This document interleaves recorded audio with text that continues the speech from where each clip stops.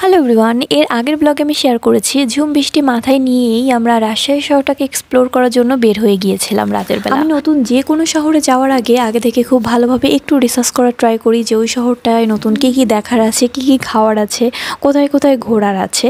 তো আসার আগে যেটা জানতে পেরেছিলাম রাজশাহীর কালাই রুটির কথা। তুমুল জনপ্রিয়তা রয়েছে এই কালাই রুটির। রাজশাহী শহরে অনেকগুলো রেস্টুরেন্ট রয়েছে, যার মধ্যে কালাই ঘর অন্যতম। অনেকের কাছে এই কালাই রুটি নামটা অজানা।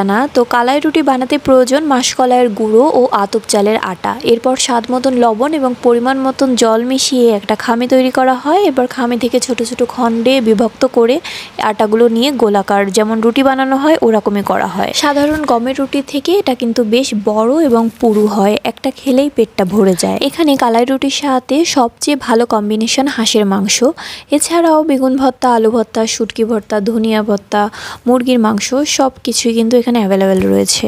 রেস্টুরেন্ট ছাড়াও অস্থায়ীভাবে বিভিন্ন জায়গায় কালাই রুটি কিন্তু তৈরি হয়ে থাকে। শীতকালে প্রচলনটা একটু বেশি থাকে। আমি জাস্ট শেয়ার করছি কিভাবে কালাই রুটিটা তৈরি হচ্ছে। আমরা গিয়েছিলাম উপশহরের কালাইঘর রেস্টুরেন্টে। একটা রিকশাওয়ালা মামাই আমাদেরকে সাজেস্ট করেছিলেন, ভীষণ ভালো লেগেছে আমাদের। তো আমি অবশ্যই সবাইকে রিকমেন্ড করব এখান থেকে একবার হলেও খেয়ে আসতে।